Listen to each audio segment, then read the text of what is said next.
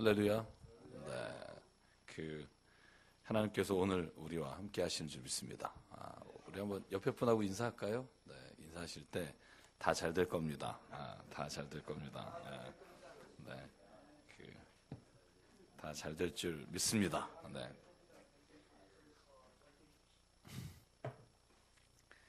올해가 황금돼지 기해년이라고 합니다. 요즘 말띠 그러면 백말띠, 백자가 붙어야 되고, 또 돼지 그러면 황금 이게 붙어야 뭔가 이렇게 좀 특별한 의미를 갖는다 생각을 하는데요. 여러분 어떻게 새해는 잘 시작하시고 계신지요? 네, 별일 없으십니까? 네. 우리가 2019년을 맞아서 한 해를 살아갈 때 제가 오늘 나누고 싶은 말씀은 우리의 인생에서 하나님이 좋은 걸 주시려면 우리의 인생에서 버려야 될 것들을 한번 정리할 필요가 있다 하는 생각을 갖게 돼요. 여러분 혹시 인생에서 이렇게 내가 정말 버려야 될 잘못된 습관이나 나쁜 성품이나 얼굴 표정이나 잘못된 신념 같은 게 있다면 저는 올해 새로 시작하면서 꼭 다 버리고 시작하게 되기를 간절히 바랍니다. 왜냐하면 그것을 버리지 못하면 똑같은 실수와 후회가 우리의 삶에서 반복적으로 나타날 게 분명하기 때문에 그렇습니다. 아무리 새해가 오고 우리에게 축복이라고 말하고 선물이라고 말하지만 우리가 예전에 가지고 있었던 내가 정말 버리고 싶었던 것들을 버리지 못하면 하나님이 좋은 것으로 채울 수가 없다는 거죠. 여러분 나쁜 습관과 좋은 습관은 함께 갈 수가 없잖아요. 아침에 늦게 일어나는 습관과 일찍 일어나는 습관이 같이 갈 수 없고, 담배 피는 습관이 담배 안 피는 습관하고 같이 갈 수 없고, 뭐가 하나를 자리 잡으면 나머지 하나가 그 자리를 차지할 수 없게 되는 게 이 인생에 있어서 습관이라는 겁니다. 여러분 오늘 제가 좀 끔찍한 본문입니다만 예수께서 하신 말씀이 우리에게 이제 자극이 되는 말씀입니다. 뭐라고 말하냐면 네 손이 죄를 짓게 하거든 그것을 찍어버려라. 두 손을 가지고 지옥에 가는 것보다 차라리 한 손 가지고 천국 가는 게 낫다. 네 발이 죄를 짓게 하면 찍어버려라. 두 발을 가지고 지옥에 들어가는 것보다 차라리 한 발을 가지고 생명에 들어가는 게 낫다. 네 눈이 범죄케 하거든 네 눈을 빼버리라. 두 눈을 가지고 지옥에 가는 것보다 차라리 한 눈으로 하나님 나라에 들어가는 것이 낫다.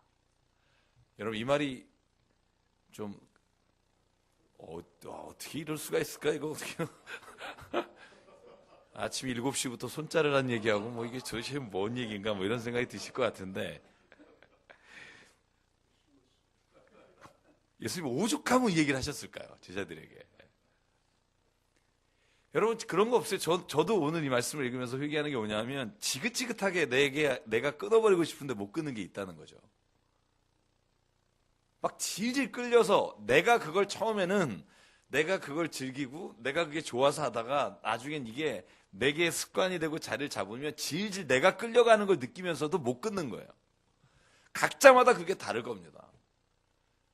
오죽하면 예수님이 잘라버리라는 거예요. 그냥 눈을 빼버려라. 이게 제일 무서운 것 같아요. 눈을 뽑아버려라. 왜냐하면 그걸 뽑고 천국에 가는 게 차라리 다 가지고 지옥 가는 것보다 훨씬 좋지 않겠냐. 여러분 이 본문 읽을 때 제가 생각난 게 누구냐 하면 김유신 장군이에요.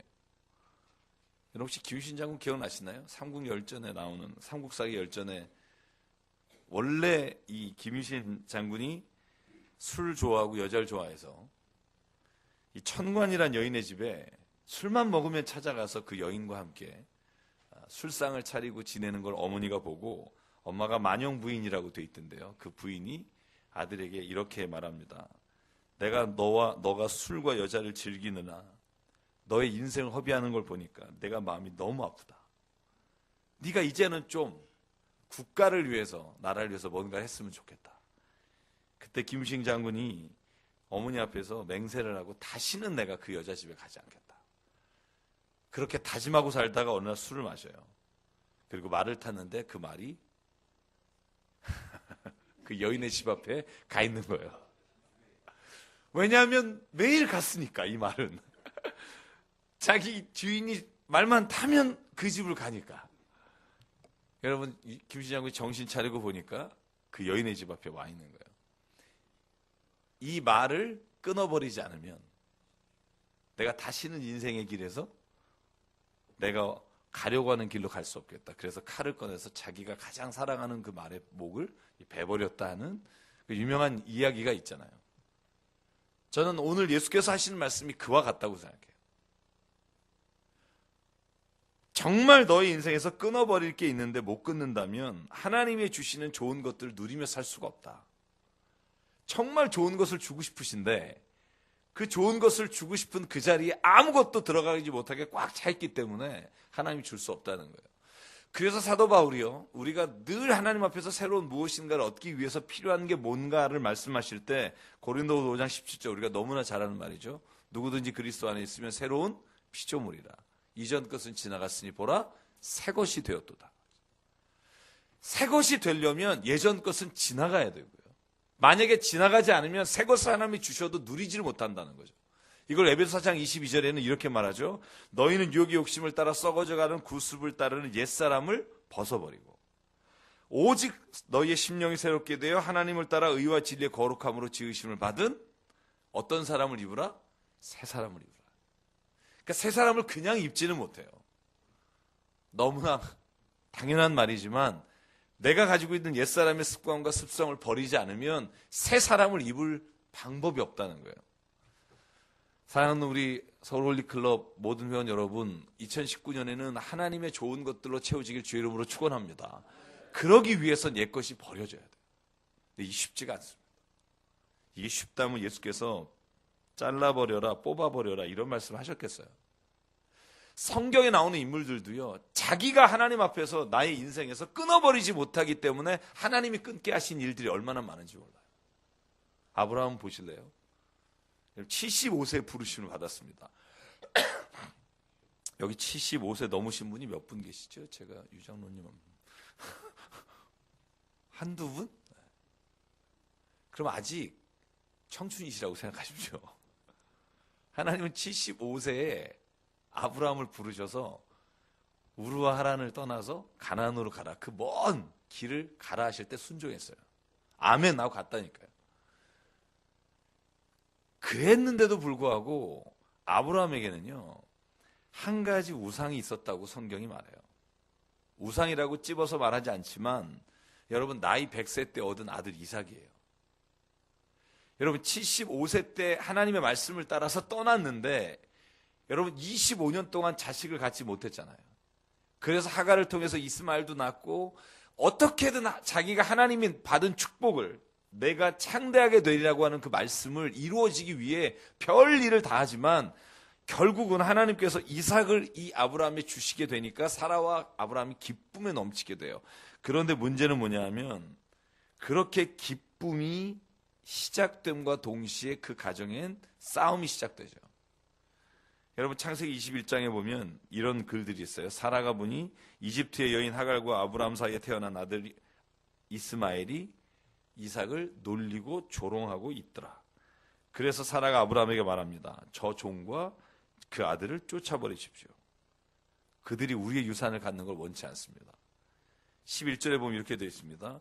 아브라함은 그 일로 심히 괴로워하더라. 그리고 결정하죠. 그 하갈과 이스마엘을 광야에 갖다 버려요. 여러분들 그 다음 장이 뭐냐 하면 창세기 22장이에요. 새벽에 하나님이 아브라함에게 말해요. 아브라함아, 아브라함아, 아브라함이 말합니다. 내 여기 있습니다. 네 아들을, 네가 사랑하는 그 외아들을 모리아 땅으로 데려가서 그를 번제물로 드려라. 여러분 만약에 여러분에게 지금 이 말이 하나님의 음성으로 들렸다 그러면 이걸 순종하겠습니까? 아브라함은요, 근데 이삭을 데리고 3일 길을 가요. 여러분 모리아까지 걸어서 그 3일 길을 가는 동안 무슨 생각을 했을까? 여러분 한번 이걸 상상해 보자고요. 하나님이 왜 이 아들을, 이 귀중한 아들을 바치라고 하지? 하고 모리아산을 걸어가는 거예요. 지금 예수께서 올라가신 골고다산, 그 골고다가 있는 곳이 모리아산이에요. 그래 거기에는 그래서 우리 종교가 다 집합 장소처럼 모여 있잖아요. 저는요 이런 생각했을 것 같아요. 이 아들이 나에게는 우상과 같은 존재였구나. 그리고 저는 그 아들 데리고 갔을 거라고 생각해요. 마지막에 여러분 칼을 들었을 때 어떤 마음이었을까? 여러분 하나님이 하신 말씀을 빌어보면 그 마음을 알 수 있을 것 같아요. 하나님이 이렇게 말하죠. 아브라함아 멈춰라. 네가 나를 사랑하는 줄 이제 내가 안다. 잘 보시면 아브라함 스스로가 그 아들이 우상인 것을 끊지를 못하는 거예요. 내 인생에 있어서 하나님의 말씀에 순종하고 걸어갔음에도 불구하고 그 아들 하나를 낳은 이후로 시작되는 많은 싸움과 번민과 아픔이 아브라함이 끊고자 하는 마음은 있었으나 끊지 못하는 거예요. 왜냐하면 내 힘으로 그게 될 수 없다는 걸 하나님 아시기에 하나님이 그를 이삭을 바치라고 하는 장면까지 끌고 가야 그때야 그가 마음으로부터 아들 이삭을 하나님께 드릴 수가 있었다는 거예요. 사실 여러분, 저와 여러분에게 이 우상 같은 게 있다면 오늘 이 시간 새해를 시작하면서 하나님 앞에 다 내려놓는 은혜가 있기를 주의 이름으로 축원합니다. 성경에 야곱이라는 사람이 있어요. 여러분 야곱은요 어렸을 때부터 경쟁심이 심하잖아요. 그래서 창세기 25장에 보면 형이 사냥하고 배고픈 채로 들어왔을 때 형에게 팥죽 한 그릇에 장자권을 사잖아요. 여기까지는 저는 그냥 에피소드라고 생각해요. 그럴 수 있죠. 저도 막내인데 형이 장남이라는 이유 하나만으로 나보다 잘난 게 하나도 없는데 저희 할머니가 항상 고기가 있으면 좋은 부위는 형 거. 나이도 별로 차이 안 나요. 18개월밖에 차이 안 나요. 항상 좋은 거는 형. 장손이거든요. 형이 장손. 아버님 3대 독자. 그래서 진짜 어떤 때는 왜 그런 거 있잖아요. 바둑에서 내가 이기면 내가 형 하는 거다. 이런 거 해보신 적 없으세요? 제가 바둑을 워낙 좋아해서 형하고 두다가 형 오늘 뭐 내기할래? 형 내가 형 한다. 형이라고 불러. 뭐 이런 거 하잖아요. 저는 그냥 이걸 에피소드로 그냥 받을 수 있을 것 같아요. 그런데 진짜 문제는 뭐냐 하면 거기에 엄마 리브가가 끼면서부터 이 일이 큰일이 된 거예요. 여러분 어느 날 그 아내가 아버지 이삭이 에서를 붙잡고 내가 이제 눈이 어두워지고 갈 날이 얼마 남지 않으니까 너에게 축복하겠다는 말을 주워 들은 거예요. 여러분 그때 리브가가 이 야곱이 자기가 너무나 사랑하기 때문에 야곱이 장자의 축복을 받기를 원해서 그때부터 진짜 거짓말과 속임수와 술수가 시작돼요. 야곱을 불러요. 야 니네 아버지가 지금 축복하려고 하니까 절대로 네가 뺏기면 안 된다. 가서 염소를 잡아서 털을 팔에 발라라. 내가 진짜 맛있게 요리를 해서 줄 테니까 아빠한테 가라. 여러분 이게 엄마가 시킬 짓이에요? 아니, 솔직히 보십시오. 이게 믿음의 사람이 시킬 짓이냐고요. 그 아들이 평생 죄인으로 살게 만드는 거예요. 근데 여러분 야곱은 엄마가 시키는 대로 해요. 결과가 뭐예요? 20년 동안 고향을 떠나 형의 복수에 칼날을 무서워서 받다 나라면서 그가 20년을 방황하다 돌아와요. 여러분 어머니와 아들의 관계, 야곱과 이 리브가의 관계가 끊을래야 끊을 수 없는 오자지간의 정이잖아요. 하나님이 어떻게 끊게 하세요? 형 에서를 통해 죽인다고 할 때 그때 끊어지게 되는 거예요. 아마 만약에 그런 일이 없었다면 이 관계 때문에 오히려 하나님을 만날 수 없게 되었을 수 있는데 하나님이 끊어버리게 하신다니까요. 여러분 그러고 나니까 창세기 27장에 보면 야곱이 밧다나람에 홀홀 단신으로 떠나면서 그때야 처음으로 하나님을 체험해요. 여러분 27장에 6절부터 이렇게 되어 있어요. 리브가의 아들 야곱이 야곱에게 28장 20절입니다. 야곱이 이렇게 서원했다. 하나님께서 저와 함께 계시고 제가 가는 이 길에서 저를 지켜주시고 먹을 것과 입을 것을 주시고 제가 정말 안전하게 저의 아버지 집으로 돌아가게 해주신다면 주님이 나의 하나님이 되실 것이며 제가 기둥으로 세운 이 돌이 하나님의 집이 될 것입니다. 하나님께서 저에게 주신 모든 것의 열의 하나를 하나님께 드리겠습니다 하며 그것을 베델이라 불렀더라 돼 있어요. 베델. 하나님을 만나요. 어떤 때? 끊을 때 만나요. 하나님을 체험해요. 어떤 때? 하나님이 내가 끊을 수 없는 걸 끊어버리게 하실 때 그때 그 고난이 우리에게는 유익이라는 고백을 하나님 앞에 할 수 있다는 겁니다. 여러분 시간 있나요? 한두 명 더 봐도 되나요? 여러분 모세라는 인물도 마찬가지예요. 모세는요 인생에서 40세까지 궁전에서 살던 정말 귀족이잖아요. 근데 자기의 민족이 고난당하는 것을 보고 돌을 들어 이집트의 군사 2사람을 죽이게 되고요. 그것으로 인해 광야로 쫓겨가요. 그리고 40년 동안 평범한 목자로 살아요. 이방 여인과 결혼해서. 그때 하나님이 나타나셨잖아요. 그리고는 하나님이요 모세에게 끊임없이 말해요. 내가 너를 보내겠다. 내가 너를 사용하겠다. 여러분 출애굽기 3장과 4장에 보면 6번에 걸쳐서 하나님이 설득하지만 모세는 받아들이잖아요. 모세는요 하나님 내가 정말로 하나님 갈만한 사람이 아닙니다 하고 출애굽기 4장에 보면 이렇게 말합니다. 보낼 만한 사람을 보내십시오. 마지막 이 말을 했을 때 하나님이 뭐라고 말하냐 하면 레위 사람 형 아론이 있지 않냐. 내가 그를 너에게 붙여주겠다. 내가 너와 함께 하겠다. 내가 너의 입술에 말을 주겠다. 근데도 그러니까 하나님이 화를 내세요. 여러분 하나님이 성경에서 화내시는 장면 여러 번 나옵니다. 여러분 화내는 건 나쁜 일일까요? 대답 좀 하십시오. 화내는 건 나쁜 걸까요?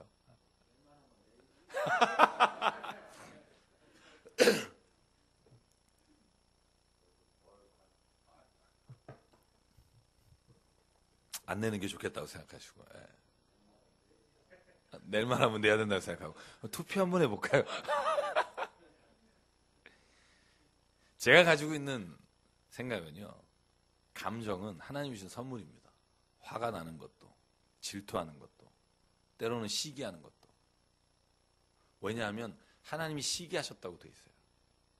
근데 중요한 건 뭐냐면요 내 안에 화라는 감정이 났다고 해서 우리가 누군가에게 욕을 하거나 누군가에게 내가 가지고 있는 감정으로 내뱉음으로 말미암아 다른 사람이 죄짓게 하면 안 된다는 거예요. 여러분 내가 지은 죄에 화가 안 나면 어떻게 회개하겠어요? 세상에 잘못된 것을 보면서 내 안에서 화라는 게 없다면 어떻게 바꿀 힘이 있겠어요? 근데 문제는 그것이 내 자신이 하나님의 화를 주셨을 때 뭘 깨닫게 하시냐면 지금 무언가가 잘못됐군요. 그걸 깨달았을 때 하나님께서 나를 통해 어떻게 하시는가를 질문하고 그 방법대로 가야 하는데 내 혈기대로 내가 하고 싶은 대로 할 때 그게 잘못된 방법으로 그 분노가 표출되는 게 문제예요.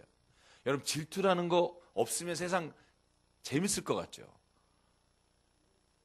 여러분 만약에 내가 누군가가 정말 잘 되는데 정말 너무 좋다. 제가 잘 돼서 난 망해서 너무 기쁘다. 뭐 이러면 제정신은 아니라고 생각해요.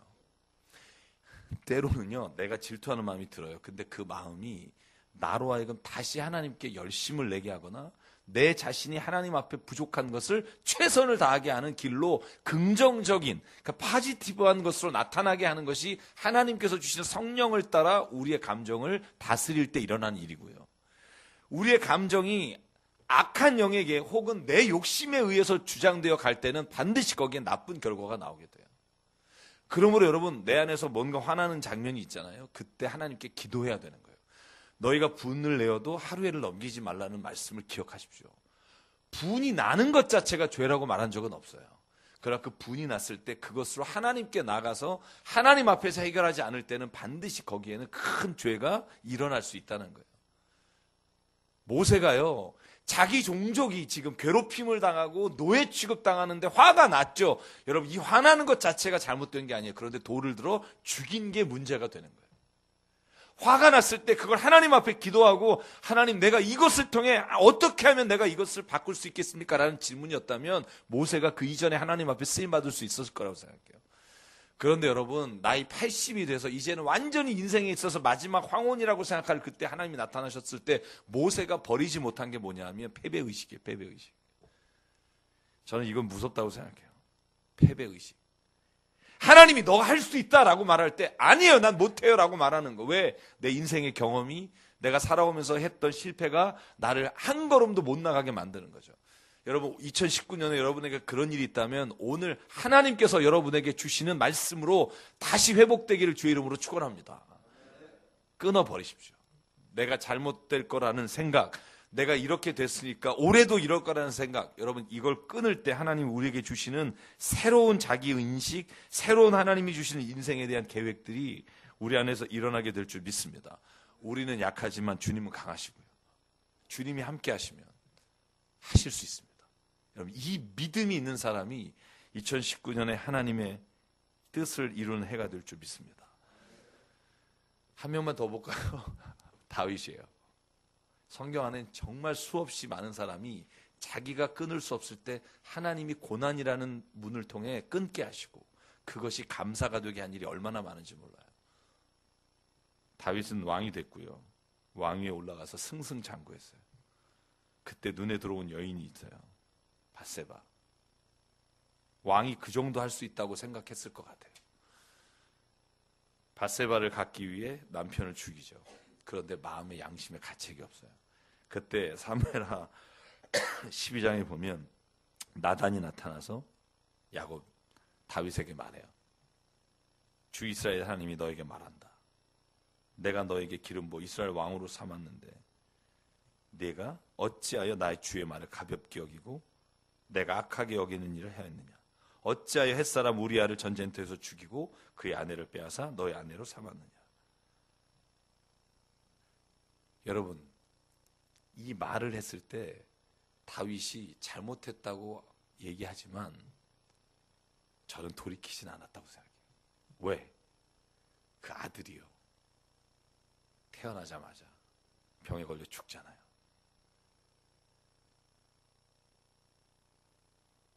저는 정말 마음 아픈 일이지만 그 일이 다윗에게는 자기의 남은 인생을 어떻게 살아야 될지를 하나님께서 결단하게 하신 순간이었다고 생각해요. 내가 끊을 수 없을 땐 하나님이 끊게 하시고요. 사도 바울도 마찬가지잖아요. 자기가 잘못된 신념과 잘못된 생각으로 살아가면서 예수 믿는 사람을 죽이러 다닐 때 바울이 가지고 있던 유대인의 선민사상과 우월주의가 그의 눈에 보이지 않았을 거라고요. 그때 하나님이 바울이 스데반 집사가 예수를 증거할 때 죽였던 그 일들을 기억나게 하시고 다메섹에서 바울을 부르시고 바울을 변화시켰잖아요. 바울에게 하나님이 정말로 바뀌기를 원하시고 버리기 원하셨던 게 뭘까? 잘못된 저는 신앙 습관 혹은 잘못된 선입견, 잘못된 신념이라고 생각해요. 유대인만이 하나님 부르셨다. 여러분. 유대인만이 하나님의 백성이고 다른 민족은 이방 백성은 다 하나님의 부르심을 받지 못했다. 여러분, 이것이 그리스도인이 된 이후에도 주변의 사람들과 항상 싸움이 됐던 일입니다. 여러분, 제가 오늘 마지막으로 말씀드리고 싶은 이유는 우리도 신앙생활에 이런 잘못된 신념과 가치관으로 오늘 주님을 따라가는 일이 너무나 많다는 거예요. 가장 문제가 되는 게 번영신학이에요. 예수 믿으면 잘 된다는 거예요. 잘 된다는 게 어떤 게 잘 되는 거냐? 세상에서 성공하고 돈 많이 벌고 자식들이 좋은 대학 가고 우리가 병에 안 걸린다는 거예요. 여러분, 그런 말씀이 성경에 정말 있나요? 교회 다니는 이유, 헌금을 하는 이유, 선한 일을 하는 이유가 내가 복을 받기 위한 것이라면 저는 성경을 잘못 읽은 거라고 생각해요. 성경은요, 적어도 신앙인은 내가 하나님을 믿고 내가 주님 앞에 헌신하고 그리스도인으로 살아가는 것과 내가 삶에서 누리는 것과 이것이 결국은 내가 바치는 것에 의해서 하나님이 주시는, 내가 노력하는 것에 의해서 하나님께서 내게 주시는 결과라고 생각하지 않아요. 여러분, 무슬림이 자살 폭탄 테러 할 때 그들에게 가르치는 토라의 말씀이 뭐냐면, 토라가 아니죠, 꿈난의 말씀이 뭐냐면 너희가 자살 폭탄 테러하면 천국에서 처녀 72명과 영원히 살 거라는 거예요. 그게 꼬란에 나와요. 너희가 알라를 위해 죽으면 72명의 처녀와 영원히 살 거다.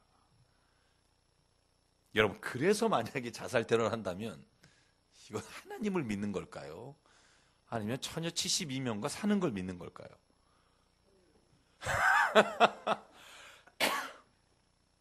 저는요, 우리가 그런 마음으로 주님을 따라가는 일이 얼마나 많은지 몰라요. 저는 잘못된 신앙관, 신념이 우리의 주님을 향한 마음을 갉아먹게 되는 경우가 많다고 생각해요.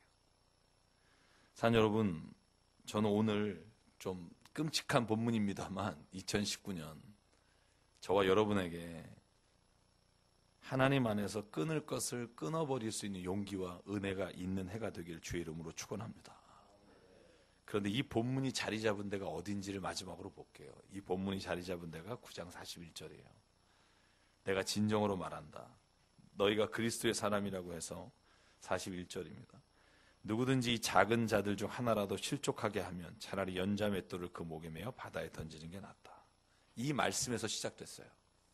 그렇다면 이 본문은 어떤 본문이냐면 지극히 작은 자, 우리가 보기에 진짜 별 볼 일 없는 사람을 대하는 것으로부터 말씀이 시작돼서 만약에 그것을 하지 못하면 손을 잘라버려라, 눈을 뽑아라 라는 말씀으로 이어집니다.